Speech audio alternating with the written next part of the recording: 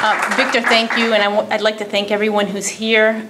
In addition to all the students and judges, I also like to thank the advisors who are advising the students as well, because it's a lot of work.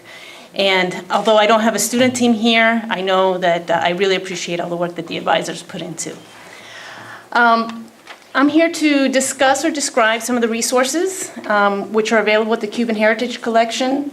They're located in the Roberto Gozueta Pavilion on the second floor of the library. And when you first walk in, there's a museum-style exhibit with cabinets. They have exhibits that they interchange throughout. And you go into the main library, and that's where you have access to the information.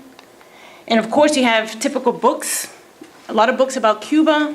But what makes the Cuban Heritage Collection unique is what I call gray literature, material that hasn't been published, you can't get anywhere else. And it includes notebooks, it includes letters, papers that are all categorized. I love maps, especially old maps, and I went through the Cuban Heritage Collection and downloaded a whole series of maps. For us as engineers and interested in infrastructure, there's a whole series of maps focusing in on various infrastructure issues. So for example, here we have a map of the Cuba railroads back in the 1900s.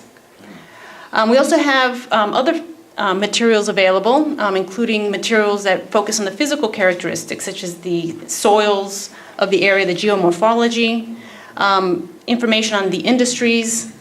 What I find even more valuable than everything else in the sense that it's available to the whole world, you don't have to be there physically to get access to it, and they're in the process of digitizing a lot of their materials, is the electronic resources. And the electronic resources, again, include collections of photos,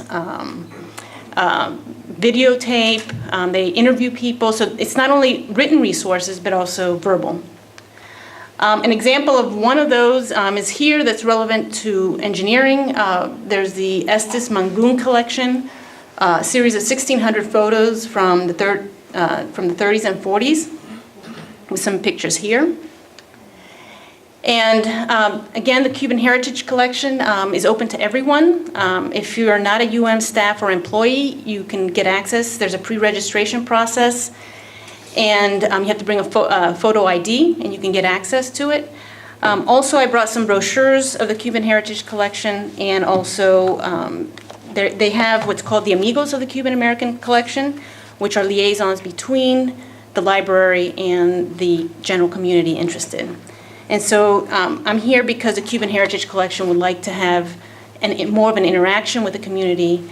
And also, if you have materials that you'd like to donate, or they are also very willing to receive those materials. Thank you.